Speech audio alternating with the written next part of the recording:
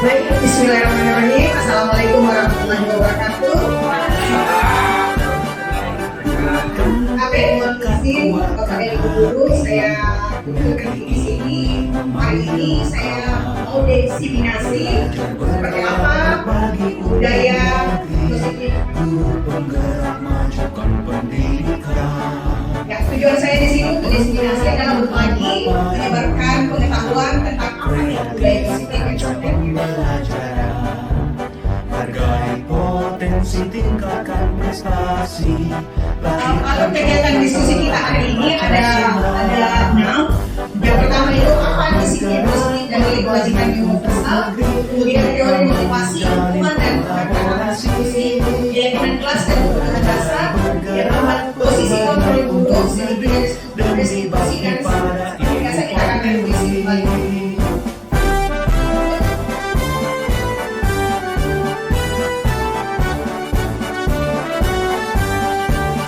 Disiplin positif yang tadi ya untuk siswa biasanya condong untuk siswa disiplin pada saat kita mengikuti sekolah.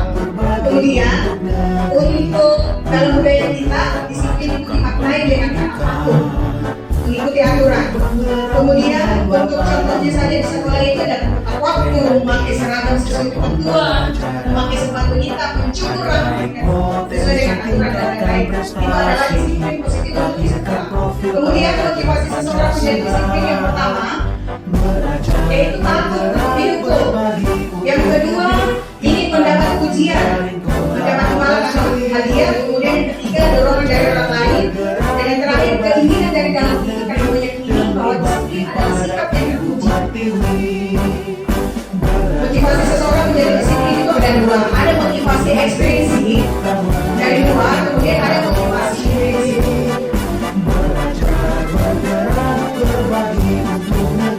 Disiplin positif penerapannya itu bertujuan menumbuhkan kesadaran. Jadi ceritanya bukan karena perintah, bukan karena aturan saja kita harus disiplin. Kemudian tujuan disiplin positif yaitu menanamkan motivasi pada murid untuk menghargai diri sendiri.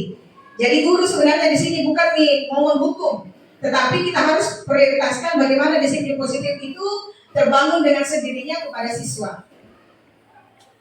Sesuai dengan Ki Hajar Dewantara, Bapak Pendidikan kita, bahwa pendidikan itu tujuannya untuk menuntun, bukan menuntut, tetapi menuntun. Kemudian asas kemerdekaan dalam pendidikan bermakna manusia merdeka dalam manusia yang dianugerahi kebebasan. Jadi kita bebas, tetapi sesuai dengan aturan, masih tetap dengan aturan yang berlaku. Kemudian filosofinya tetap kita adalah among, sistem among yang harus kita pakai. Sebagai seorang ibu yang mengayomi, sebagai seorang ibu yang menuntun, mulai dari kita melahirkan sampai anak kita itu beranjak dewasa tetap sebagai seperti sistem among. Kemudian jiwa yang merdeka berarti mempunyai hak untuk melakukan segala hal dengan bebas merdeka secara bertanggung jawab. Perlu dipahami, manusia merdeka dalam artian manusia yang telah memiliki motivasi intrinsik untuk diri sendiri. Intinya di dalam diri tak ada motivasinya, bukan hanya dari luar saja. Nah, berikut adalah nilai kebajikan yang universal, kebajikan yang umum. Kebajikan yang paling disepakati lepas dari suku, dari nilai-nilainya itu agama, bahasa, jadi tidak ada ceritanya yang membeda-bedakan. Sesuai dengan profil pelajar Pancasila yang sudah kita anut sekarang di kurikulum Merdeka, ada 6. Beriman dan bertakwa kepada Tuhan Yang Maha Esa dan berhalal mulia. Kemudian mandiri, bernalar kritis, berkebinekaan global, bergotong royong dan kreatif. Ini adalah program internasional ILO Primary Years Program atau PYP. Dia secara umum ada beberapa, Bu. Tetapi kalau untuk profil pelajar Pancasila, untuk kurikulum Merdeka ada 6 yang dikhususkan, tetapi untuk keseluruhan sebagai proyek atau program dari internasional itu ada beberapa. Toleransi, rasa hormat, integritas, mandiri, menghargai, antusias, empati, keingintahuan, kreativitas, kerjasama, percaya diri, dan komitmen. Tidak berbeda antara profil pelajar Pancasila dengan program internasional, tetapi ini harus berkolaborasi.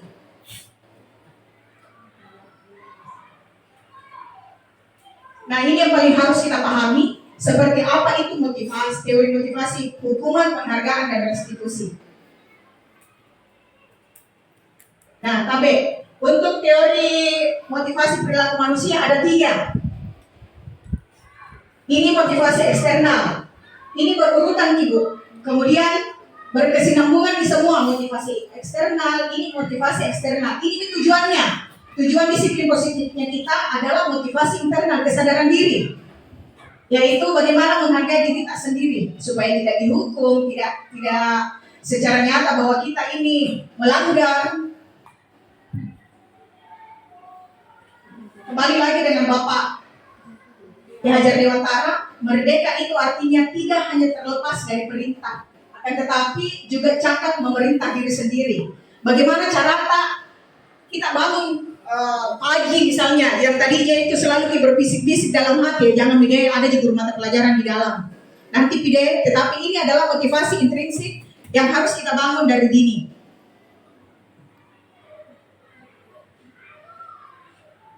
Ini program kebajikan apresiasi. Ada 5, dukungan secara khusus, kemudian pengakuan secara pribadi diberikan apresiasi, pengakuan kepada siswa secara bergantian, jadi tidak semua satu-satu saja tetapi secara bergantian, konsisten dan fokus pada prosesnya. Contoh pengakuan apresiasi atau apresiasi kebajikan.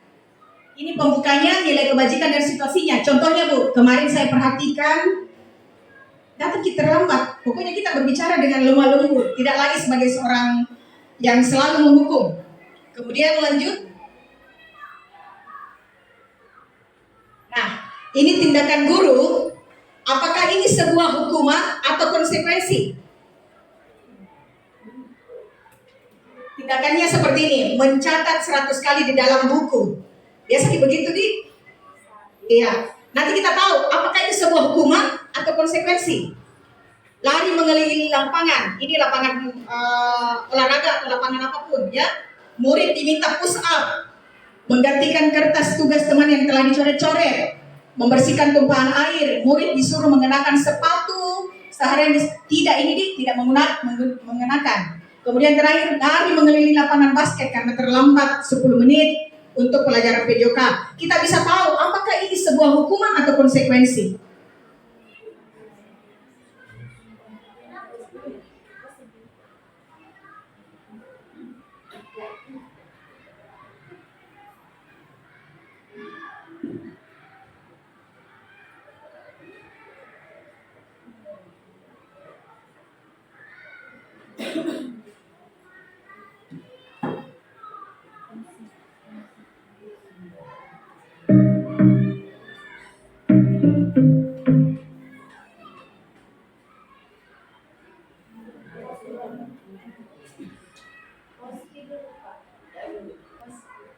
Bidang.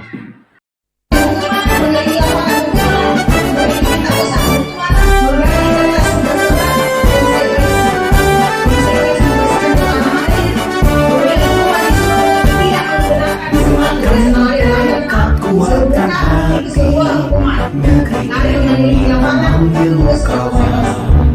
Belajar bergerak berbagi untuk negeri. Guru penggerak majukan pendidikan. Guru penggerak pada murid. Kreatif ajak pembelajaran. Hargai potensi tingkatkan prestasi. Lahirkan profil pelajar Pancasila.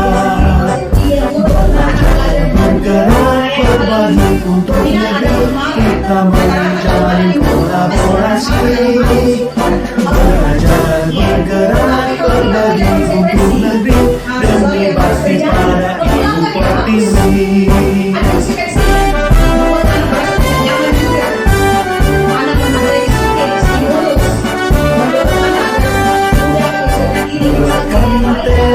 Kuatkan hati, negeri ini memanggilmu kawan. Belajar bergerak berbagi untuk negeri. Guru penggerak majukan pendidikan. Guru penggerak menghamba pada murid. Kreatif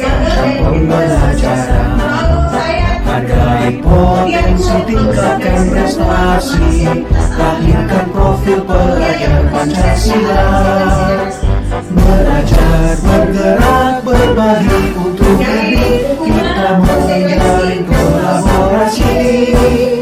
Belajar, bergerak, berbagi untuk negeri, demi bakti pada Ibu Pertiwi. Belajar, bergerak, berbagi untuk negeri, kita menjalin kolaborasi. Belajar, bergerak, berbagi untuk negeri, demi bakti pada Ibu Pertiwi. Demi bakti pada Ibu Pertiwi. Baik, restitusi pengembalian murid berbuat salah pada kelompok ini. Nah, tetapi untuk ketiga hal tersebut yang paling pokok, kita bisa tahu bahwa ini hukuman, konsekuensi, dan restitusi, yaitu keyakinan keras. Mengapa bukan peraturan, tetapi keyakinan? Ada perbedaan yang mencolok di sini antara peraturan dengan keyakinan. Mengapa kita memiliki peraturan harus menggunakan helm dalam mengendarai kendaraan? Itu sebuah peraturan. Mengapa kita memiliki peraturan 3M? Kalau misalnya pada saat masa COVID kemarin, kenapa harus ada? Itu peraturan. Kemudian mengapa kita memiliki peraturan harus tepat waktu? Itu tata tertib. Jadi motivasi intrinsik lah yang berperan di kita masing-masing. Untuk budaya positif, ada 3 yang paling pokok. Di lingkungannya harus positif, sekeliling kita, keyakinan kelas, kemudian peraturan kelasnya. Ini bentuk keyakinan kelas atau kesepakatannya kita. Datang tepat waktu, mengucapkan salam. Ini seperti yang biasa kita lakukan bersama di dalam kelas. Kemudian ini urutan langkahnya untuk menetapkan keyakinan kelas, bukan serta-merta guru saja yang menggunakan itu, yang memilih, tetapi kita harus berdiskusi. Kita harus mengubah peraturan yang lebih positif. Jadi intinya pada saat kita membuat keyakinan kelas tidak satu arah, tetapi kita beberapa arah. Kita minta dari teman-teman guru, teman-teman sejawat, kita juga minta dari orang tua. Intinya di sini berkolaborasi untuk membuat keyakinan kelas seperti apa. Kita pakai keyakinan tabel T dan tabel Y. Ini intinya seperti ini. Ada yang terdengar, terlihat, berperilaku.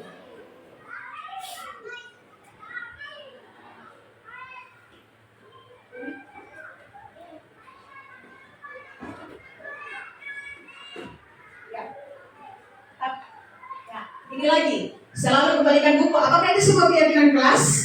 Ini yang harus kita tahu persis. Dilarang menggunakan narkoba, jelas. Nah, kita ubah peraturan kelas menjadi keyakinan kelas.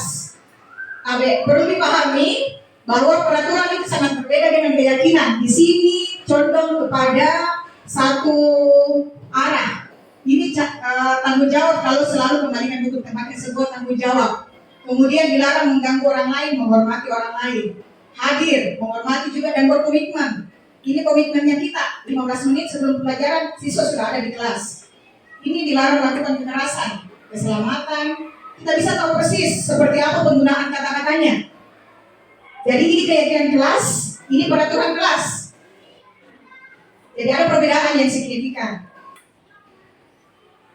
Kebutuhan dasar manusia ini ada 6. Yang pertama, kasih sayang dan rasa diterima. Bagaimana kita butuh itu. Kemudian kesenangan, kita senang dalam bekerja, kita senang dalam belajar. Penguasaan kita, skillnya kita punya skill atau potensi di bagian apa. Kemudian kebebasan, kita bebas berekspresi, bereksplor. Untuk apa? Untuk bertahan hidup. Sekarang 5 posisi kontrol. Yang sering kita gunakan pada posisi kontrol ini adalah sebagai penghukum. Jadi kita guru ini punya 5 posisi kontrol yang kita punya wewenang. Posisi penghukum, sebagai pembuat rasa bersalah, sebagai teman, sebagai pemantau dan manajer. Jadi guru ini punya posisi yang khusus mengontrol, ada 5. Kita harus tahu ini: penghukum, pembuat rasa bersalah, teman, pemantau dan manajer. Seperti apa penghukum? Patuhi aturan saya, itu keras. Dan saya rasa sampai detik ini kita masih seorang penghukum. Dan itu jelas supaya membimbing anak-anak bagaimana disiplin. Tetapi disiplinnya ternyata bukan disiplin positif. Kemudian yang kedua, membuat orang merasa bersalah. Kita akan merasa, anak-anak itu merasa gini, salah kayak ini. Biasa kita bilang, gara-gara kau dimarahi tadi sama ibu kepala sekolah. Kan? Kenapa dikasih begitu? Karena tadi ada lewat guru malu-malu kok.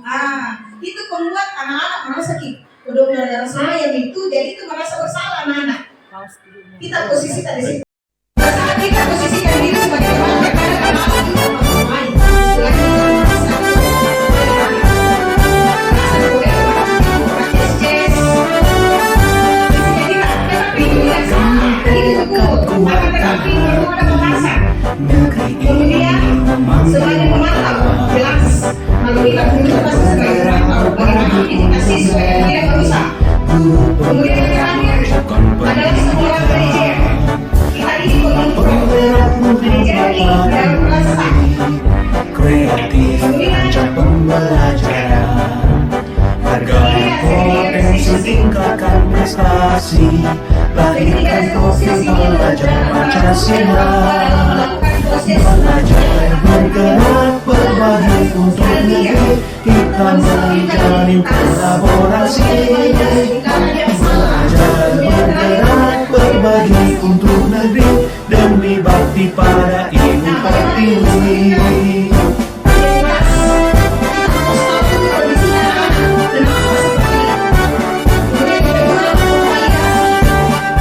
Bulatkan tekad, kuatkan hati, negeri ini memanggilmu kawan. Belajar bergerak berbagi untuk negeri, bergerak majukan pendidikan. Guru penggerak hamba para murid, kreatif rancang pembelajaran, hargai potensi, tingkatkan prestasi, lahirkan profil pelajar Pancasila. Belajar bergerak berbagi untuk negeri, kita menjalin kolaborasi. Belajar bergerak berbagi untuk negeri, demi bakti pada ibu pertiwi. Belajar bergerak berbagi untuk negeri, kita menjalin kolaborasi. Bergerak berbagi untuk negeri, demi bakti pada ibu pertiwi. Demi bakti pada ibu pertiwi. Tapi kadang kita terlalu over memarahi siswa di depan temannya sendiri. Kita tanyakan baik-baik, stabilkan dulu identitas. Mau ditanya, ya kenapa bisa seperti itu? Ini contoh penerapan yang sudah saya lakukan.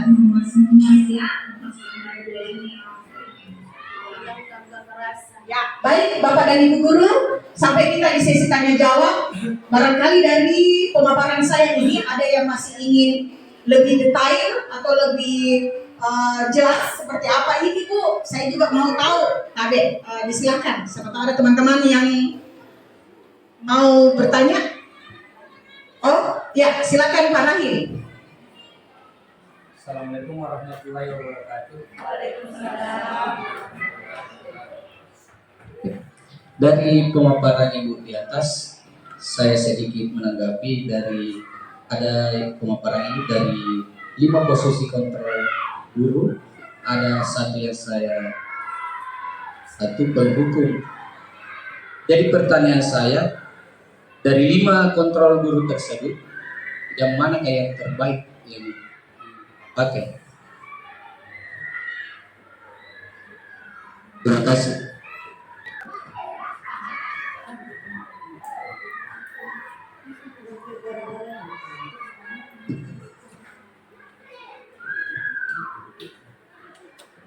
Baik, terima kasih Pak. Pertanyaan yang sangat bagus. 5 posisi kontrol. Yang terakhir adalah manajer. Bapak tertarik tentang seperti apa itu manajer?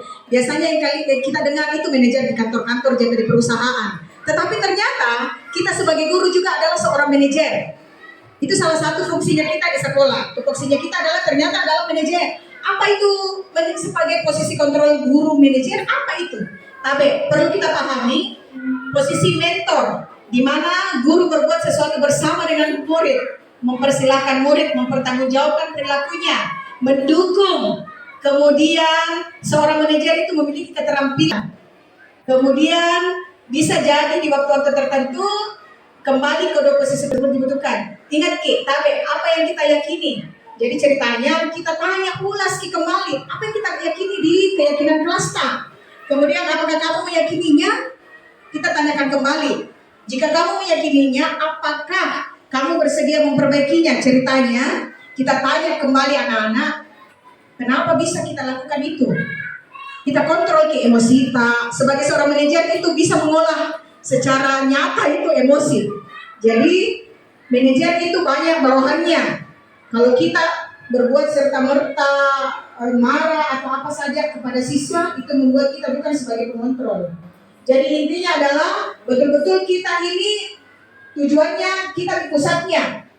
Bagaimana anak-anak bisa paham kelakuannya itu apakah salah atau tidak. Tapi dengan catatan kita bertanya dengan baik. Kita menggunakan segitiga restitusi, menstabilkan identitas, kemudian validasi kesalahannya, dan yang terakhir menanyakan keyakinannya. Apakah itu sebuah kesalahan atau bukan? Seperti itu Pak Guru. Ya, terima kasih. Bagaimana teman-teman yang lain? Ada pertanyaan lain? Saya ada sedikit pertanyaan. Oh iya, silakan Bu Guru. Terima kasih atas Bismillahirrahmanirrahim. Assalamualaikum warahmatullahi wabarakatuh. Waalaikumsalam warahmatullahi wabarakatuh. Terima kasih atas kesempatan yang kepada saya.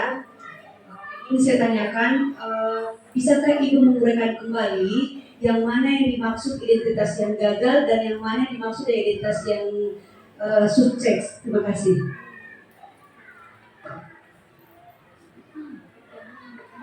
Baik, terima kasih Bu Guru. Ada dua identitas. Apakah itu gagal ataukah sukses? Jadi seorang guru yang menggunakan sistem penghukum posisi kontrolnya dikatakan sebagai identitas gagal. Gagal Ki, karena kita menghukum. Karena inilah semua hukuman yang gagal. Identitas tak akan gagal sebagai seorang guru. Tetapi di zaman sekarang anak-anak itu kalau kita tidak pakai juga posisi kontrol penghukum itu juga salah. Masih keliru. Tetapi caranya kita untuk identitas gagalnya itu di hukuman kita perbaiki dengan cara konsekuensi sudah juga melalui restitusi. Nah, bisa kita perhatikan baik-baik di sini masih abu-abu. Warnanya saya silakan berikan warna abu-abu karena itu masih sama-sama. Kemudian warna kuning nih konsekuensi, berarti ada di jalan baik-baik, ada sedikit positifnya. Kemudian ini restitusi, dia sudah warna hijau, berarti dia sudah sempurna.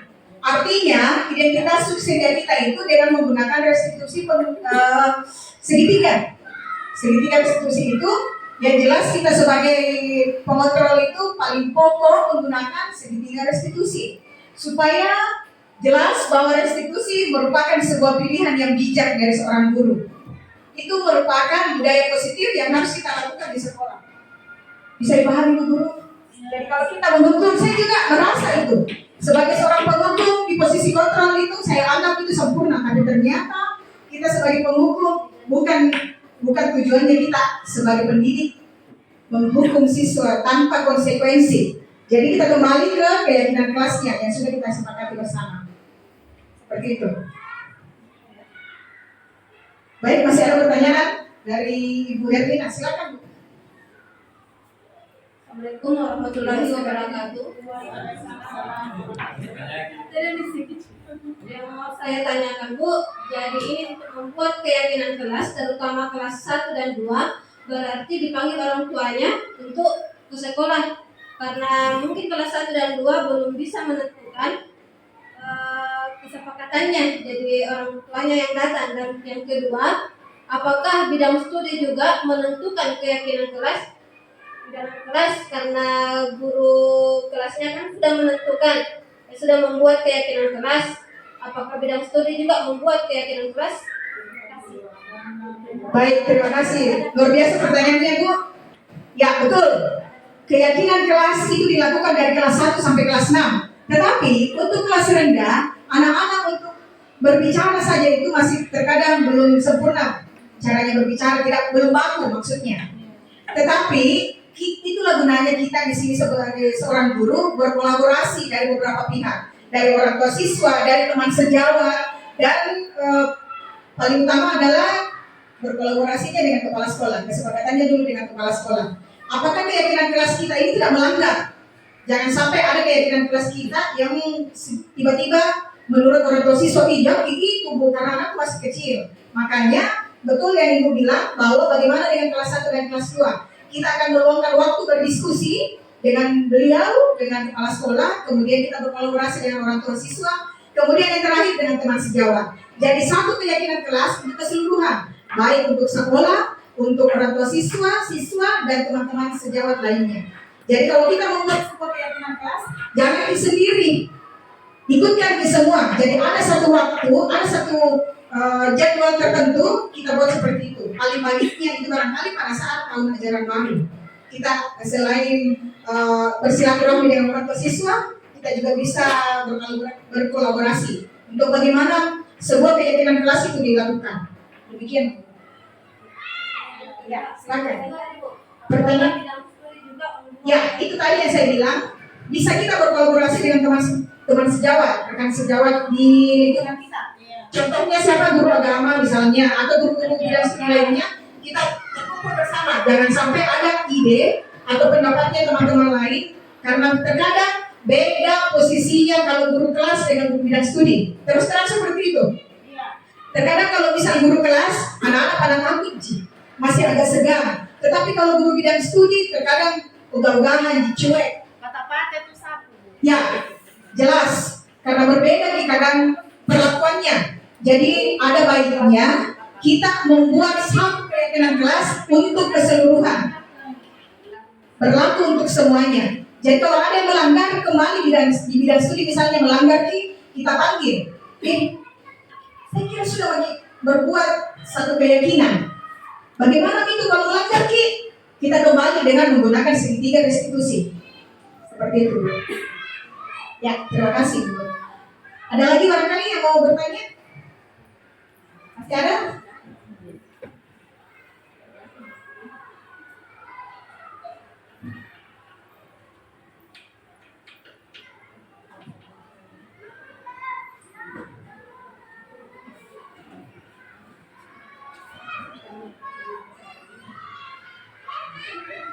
Ya, tidak ada lagi Bapak dan Ibu Guru?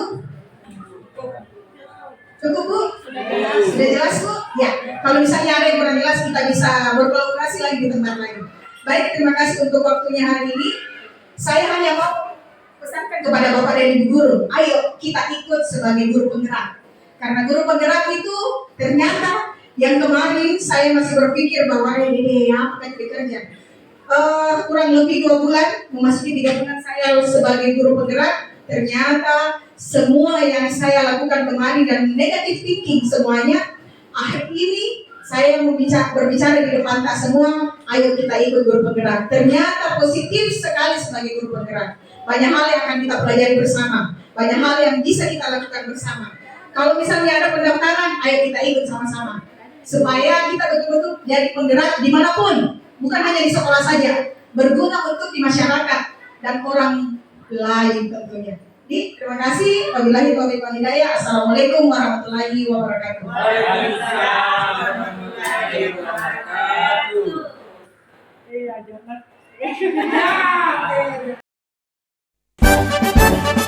Baik, bismillahirrahmanirrahim. Assalamualaikum warahmatullahi wabarakatuh.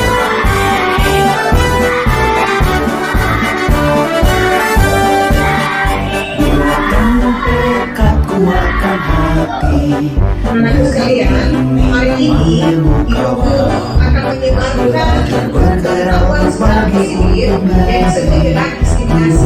Diskriminasi yang Ibu akan lakukan adalah Penggerak menghamba para murid, budaya positif. kreatif budaya positif ya untuk lingkungan sekolah Hargai potensi tingkatkan prestasi untuk alur kegiatan diskusi kita yang pertama itu adalah disiplin positif dan nilai kebajikan bergerak berbagi untuk negeri kita menjalin kolaborasi belajar bergerak berbagi untuk negeri demi bakti pada ibu pertiwi.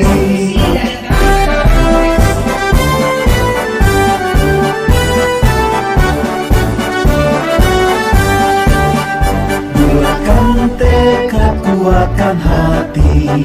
Disiplin positif dan nilai kebajikan yang universal seperti apa itu? Belajar bergerak berbagi untuk disiplin untuk bahasa belajar artinya disiplin itu dalam murid yang harus difokuskan usia dalam murid kemudian pada murid kreatif rancang dalam budaya kita pembelajaran ada disiplin ada hargai potensi tingkatkan prestasi lahirkan profil pelajar Pancasila contoh untuk disiplin sekolah bergerak berbagi untuk negeri kita menjalin kolaborasi belajar bergerak berbagi untuk negeri demi bakti pada ibu pertiwi. motivasi seseorang untuk Bergerak berbagi untuk negeri kita menjalin kolaborasi belajar bergerak berbagi untuk negeri demi bakti pada ibu pertiwi demi bakti pada ibu pertiwi. ada dua ya, motivasi intrinsik dan motivasi intrinsik. Lanjut. Nah, disiplin positif. Apa itu disiplin positif, Bu? Coba kita perhatikan bersama. Disiplin positif merupakan penerapan disiplin yang bertujuan untuk menumbuhkan kesadaran. Berarti kita harus sadar, bukan harus ditegur. Ih, tidak disiplin lagi. Kemudian tujuan dari disiplin positif adalah menanamkan motivasi pada murid, menghargai diri sendiri. Jadi kalau tujuannya itu bukan untuk mendapat hukuman atau dapat hadiah, ya. Jadi tujuannya kita harus disiplin positif itu betul-betul yang positif, bukan hanya karena kita mau dapat imbalan, tetapi kesadaran diri sendiri. Ada filosofi Ki Hajar Dewantara, Bapak promotor pendidikan, Bapak pendidikan. Nah, tujuan pendidikan itu menuntun segala kodrat yang ada pada anak-anak. Jadi ada kodrat sama, ada kodrat alam. Lanjut. Ya, asas kemerdekaan dalam pendidikan bermakna manusia merdeka. Manusia dianugerahi kebebasan oleh Tuhan Yang Maha Esa.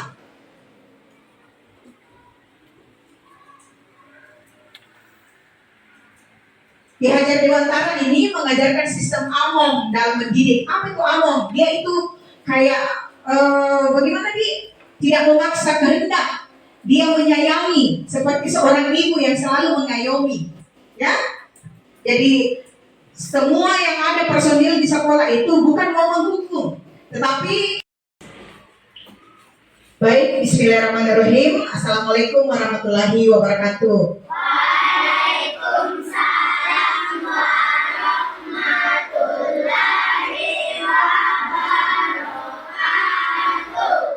Anak-anakku sekalian, hari ini Ibu Guru akan menyebarkan pengetahuan secara positif yang disebut dengan diseminasi.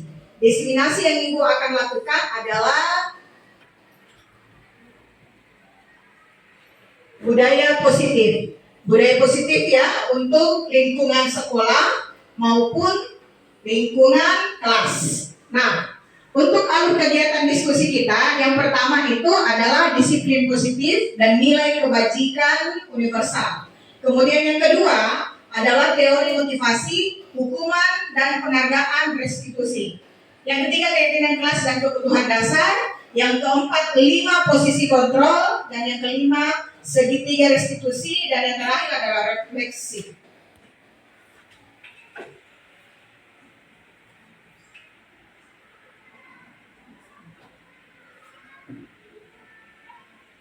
Nah, disiplin positif dan nilai-nilai kebajikan yang universal. Seperti apa itu, Bu? Nah, ini dia. Pengertian untuk disiplin. Untuk bahasa belajar, artinya disiplin itu adalah murid. Yang harus difokuskan di sini adalah murid. Kemudian, lanjut nah. Nah, dalam budaya kita kata disiplin adalah patuh. Kenapa kita harus, apa itu disiplin, Bu? Yaitu patuh dengan aturan. Ya. Kemudian, lanjut, contoh untuk bentuk disiplin di sekolah: datang tepat waktu, memakai seragam sesuai ketentuan, memakai sepatu hitam, mencukur rambut sesuai dengan aturan yang berlaku di sekolah kita. Dipahami ya? Itu kata disiplin untuk tata tertib sekolah. Nah, motivasi seseorang menjadi disiplin: yang pertama, takut dihukum; yang kedua, ingin mendapat pujian, imbalan atau hadiah; yang ketiga, dorongan dari orang lain; yang keempat, keinginan dari dalam diri karena meyakini bahwa disiplin adalah sikap terpuji. Lanjut, motivasi seseorang menjadi disiplin. Ada 3 di sini, ada 2 ya, motivasi intrinsik dan motivasi intrinsik. Lanjut. Nah, disiplin positif. Apa itu disiplin positif, Bu? Coba kita perhatikan bersama. Disiplin positif merupakan penerapan disiplin yang bertujuan untuk menumbuhkan kesadaran. Berarti kita harus sadar, bukan harus ditegur. Ih, tidak disiplin lagi. Kemudian tujuan dari disiplin positif adalah menanamkan motivasi pada murid, menghargai diri sendiri. Jadi kalau tujuannya itu bukan untuk mendapat hukuman atau dapat hadiah, ya. Jadi tujuannya kita harus disiplin positif itu betul-betul yang positif, bukan hanya karena kita mau dapat imbalan, tetapi kesadaran diri sendiri. Ada filosofi Ki Hajar Dewantara, bapak promotor pendidikan, bapak pendidikan. Nah, tujuan pendidikan itu menuntun segala kodrat yang ada pada anak-anak. Jadi ada kodrat sama, ada kodrat alam. Lanjut.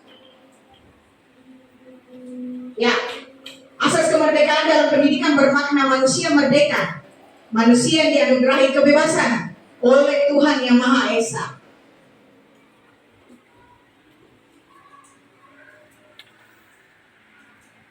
Ki Hajar Dewantara ini mengajarkan sistem among dalam mendidik. Apa itu among? Dia itu kayak bagaimana tidak memaksa kehendak.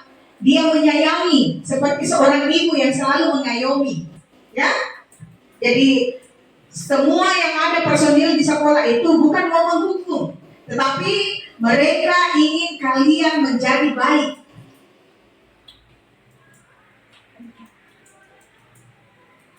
Ya, manusia merdeka merupakan manusia yang telah memiliki motivasi intrinsik yang dari dalam kita sadar sendiri, seperti apa itu disiplin. Nah, sebagai pendidik, tujuannya ibu guru yaitu menciptakan peserta didik yang memiliki disiplin diri sehingga mereka berperilaku mengacu kepada nilai-nilai kebajikan.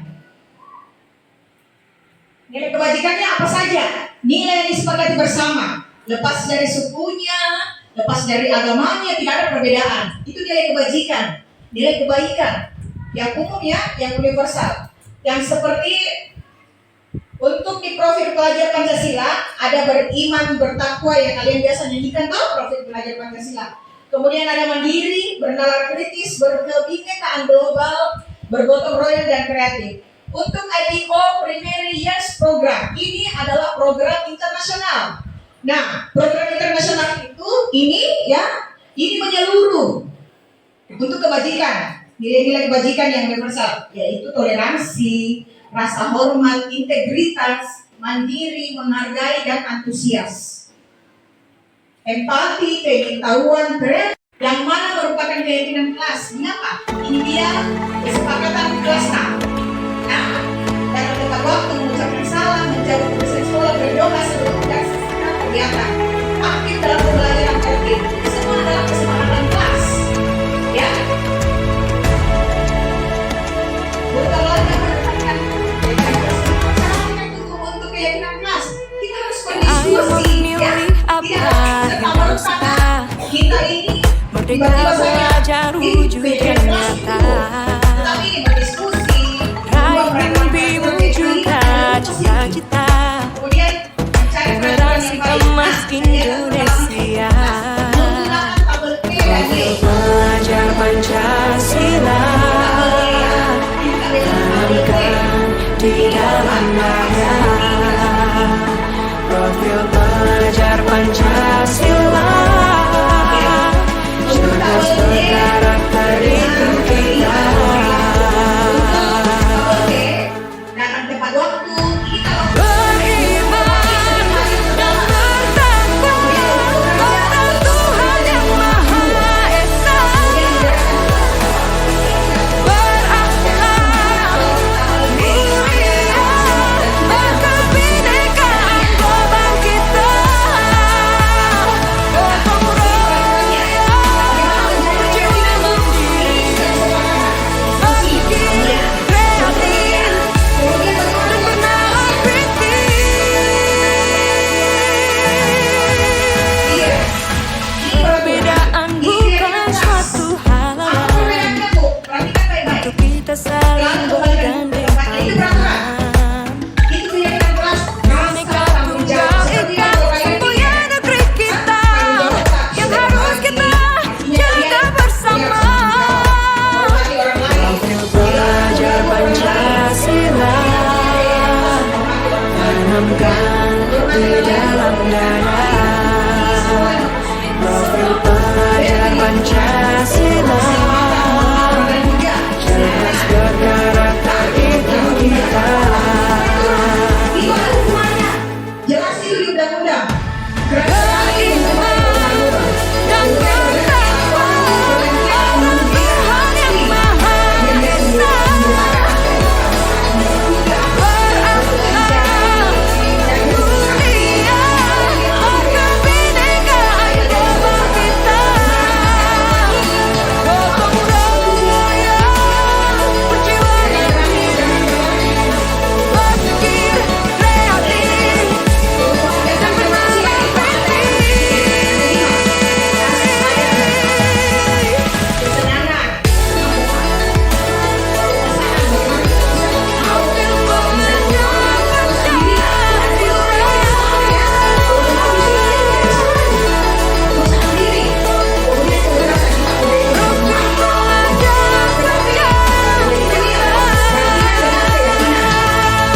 Nah ini 5 posisi kontrol.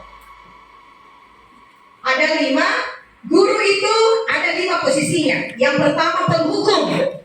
Hati-hati, posisi kontrolnya guru itu ada 5. Penghukum, pembuat rasa bersalah sebagai teman, sebagai pemantau, dan yang terakhir sebagai manajer. Inilah yang dari kelima posisi kontrol guru itu, yang paling sempurna adalah sebagai manajer. Dia pengelola, dia yang mengatur kesalahanmu untuk menjadi baik. Berdiskusi Ki, ini untuk penghukum. Biasa jika kalian tahu, oh ini penghukum. Lanjut. Pembuat rasa bersalah, biasa kita bilang begini, ibu sangat kecewa dengan kalian. Biasa begitu kan? Itu posisi kontrol, nak. Pembuat rasa bersalah. Kemudian lanjut. Sebagai teman, kadang juga ibu merasa seperti temannya, seperti berteman saja. Ayo bantu deh, kita sama-sama membersihkan. Ayo ingat, ya sudah kali ini tidak apa-apa, nanti ibu bantu membereskan. Biasa juga ibu menyapu, bantu-bantu kalian ya. Lanjut. Sebagai ini tadi yang manajer, ya. Ini segitiga restitusi. Yang tadi dulu nak, segitiga restitusi itu mulai dari identitas dulu. Nah, ini segitiga restitusi. Ada 3 ya. Menstabilkan identitas, ditanya dulu apa penyebabnya. Kemudian validasi tindakan salah, menanyakan keyakinan. Lanjut. Kita menstabilkan dulu identitasnya. Berbuat salah itu manusiawi. Pekerjaannya manusia itu memang tidak ada yang sempurna.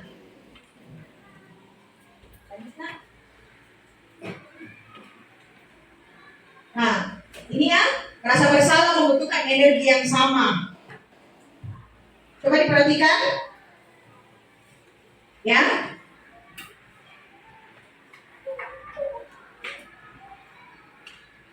Nah, ini kita validasi. Apa tindakannya kira-kira untuk ditemukan itu cara-cara supaya lebih efektif nantinya. Nah, ini contoh penerapan segitiga restitusi yang Ibu sudah lakukan ya.